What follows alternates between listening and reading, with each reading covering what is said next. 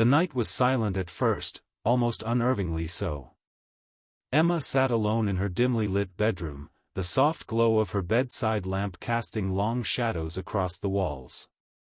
It started with small things, a faint whisper just beyond hearing, a chill that crept up her spine without explanation.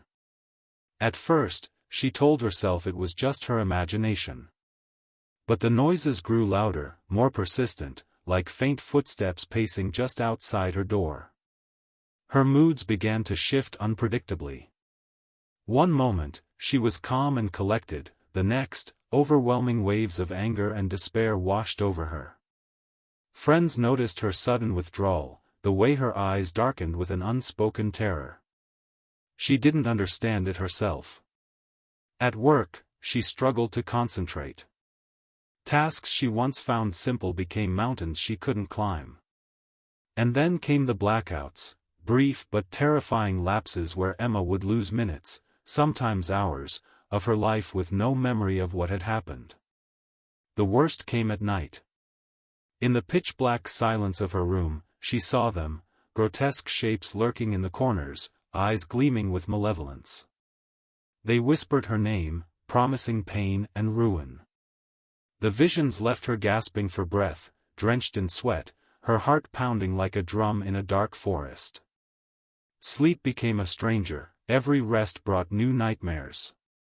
As days passed, the darkness seemed to settle deeper within her, wrapping around her like a suffocating fog. Emma felt trapped inside her own body, isolated from the world that once felt so safe. No one could see the battle raging inside her mind. The helplessness grew, a creeping shadow that swallowed her sense of self piece by piece. Her reflection in the mirror seemed foreign. The eyes staring back held a haunted emptiness, a silent scream begging for release. The possession was no longer just a whisper, it had taken root. Emma's fight was only beginning, and the darkness was ready to claim her entirely.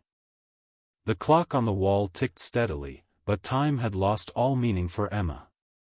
She was no longer the master of her own body, something far darker had taken control. The first signs of possession had escalated into a relentless torment. For 48 hours, Emma was trapped inside herself, a helpless prisoner watching as her body acted against her will. Her limbs jerked violently, contorting in ways that should have been impossible. She could feel the sinister force pushing through her veins, twisting her muscles and bending her will. Each breath was a struggle, as if something invisible clamped around her throat, choking her life away. Her mind splintered, thoughts raced wildly one moment, then vanished into a void of silence the next. Around her, the air grew heavy, thick with the stench of decay and sulfur. Shadows seemed to pulse with malevolent energy, creeping along the edges of the room like living creatures. The walls whispered dark secrets she couldn't understand, voices echoing in languages she had never heard but instinctively feared. Her eyes, once warm and bright, now glowed faintly with an unnatural light. Through the windows, distorted figures moved, twisted faces peering in, their eyes empty yet full of hatred. Sometimes, her own reflection warped into a monstrous visage, lips twisting into a cruel smile that was not her own. The evil presence inside her did not rest. It mocked her with chilling laughter, filled her with rage and despair, tearing at the fragile threads of her sanity. Emma's soul screamed for freedom, but her body was a cage, locked tight by darkness. Even when she managed to focus, her voice was no longer hers, guttural growls and anguished cries spilled from her lips, terrifying those who dared to listen. Friends and family stood frozen, unable to help as they witnessed the horrifying spectacle. Time dragged like a nightmare without end, the relentless possession holding her captive in a waking hell. Emma's will fought with every ounce of strength, desperate to reclaim control, but the darkness was stronger, relentless, and merciless. As the 48 hours stretched on, it became clear, this was not just a battle for her body, it was a fight for her very soul. The days after the possession's peak were a blur of fear and confusion. Emma's body was no longer entirely her own, and those closest to her could see the darkness that clung to her like a second skin. Friends whispered of curses and evil spirits, doctors offered no answers. As the horror deepened, hope grew faint, replaced by desperation. Emma's family, terrified and helpless, scoured every possible solution. They called doctors, therapists, even spiritual advisors, but none could touch the invisible chains binding her. The strange happenings continued, objects moving on their own, sudden cold spots in the house, and Emma's voice sometimes shifting into something alien, deep and guttural. Skepticism battled faith. Emma herself questioned her sanity, unsure if what she was experiencing was real or a cruel trick of the mind. Yet the shadows in her eyes told a different story, a story of an ancient evil clawing to remain. Then, amidst the growing despair, a glimmer of hope appeared. A priest known for his work with the supernatural agreed to meet them. The moment he stepped inside the darkened home, the air shifted.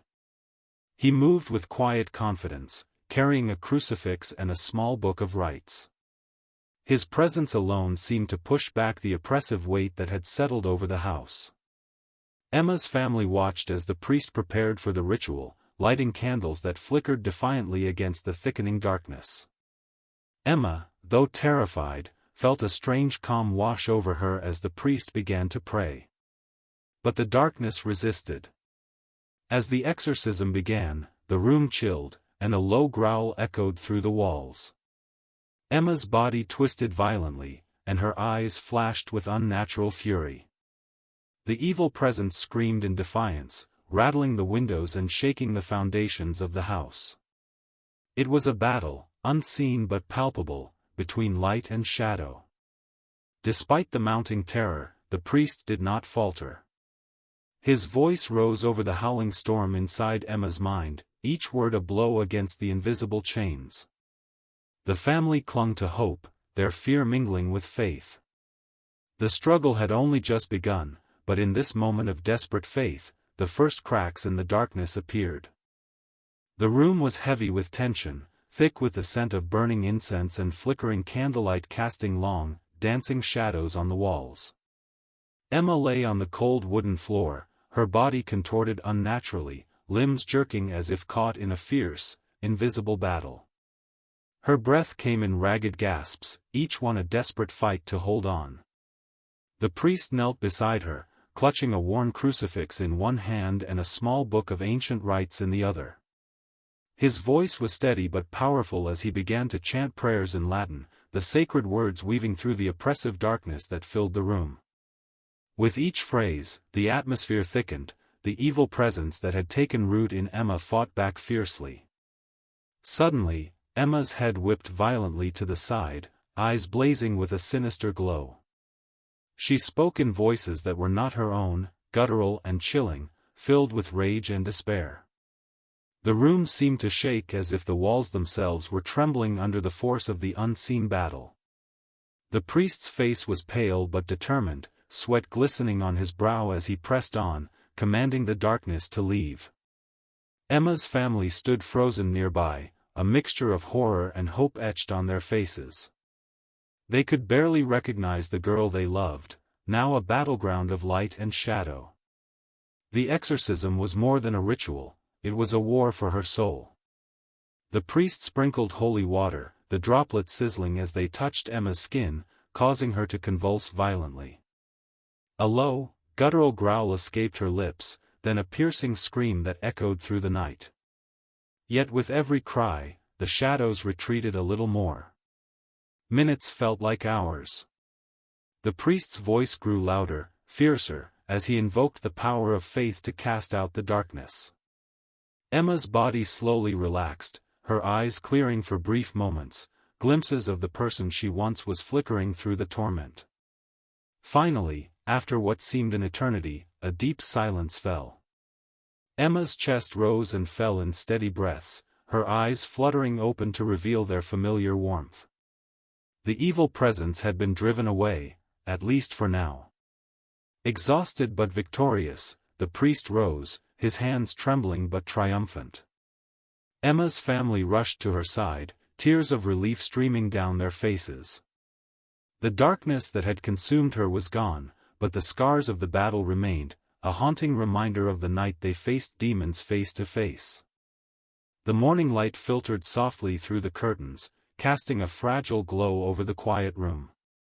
Emma lay in bed, her eyes open but distant, as if peering into a world beyond the physical.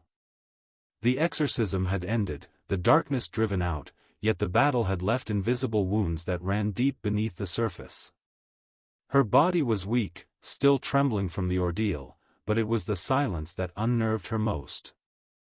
The silence where once the evil presence had roared. She no longer heard the whispers or saw the shadows lurking in the corners, but a cold unease settled in her chest, a lingering fear that the nightmare was not truly over. Days passed, and the world seemed normal to everyone else. Yet Emma's reflection in the mirror was a stranger's, eyes haunted by memories she could not forget. Sometimes, when no one was watching, her gaze would darken inexplicably, a flicker of something ancient and unknowable hidden deep inside. Her family tried to rebuild, to return to life before the possession, but the house itself seemed changed. At night, the floorboards creaked without cause, and cold spots lingered in empty rooms. Emma's dreams were haunted by distant screams and shadowed figures, reminders that the darkness had left its mark. Friends noticed subtle changes, quiet moments when Emma's voice shifted, becoming low and strange, as if another presence hovered just beneath the surface. She struggled with feelings she could not explain, sudden bursts of anger, deep sorrow, and a coldness that sometimes gripped her heart like icy fingers. Despite the healing, a whisper of doubt remained. The fear that the evil, though cast out, was watching from afar, waiting for another moment to return. The exorcism had been a victory, but it was not the end. The shadows were patient, lurking in places unseen, ready to reclaim what they once held. Emma's story was a warning, a chilling reminder that some battles do not end with victory. The darkness hides in the corners of our world, waiting silently. And sometimes, when you think you're safe, it can come back, stronger than before. The unseen forces are real. And they are still out there.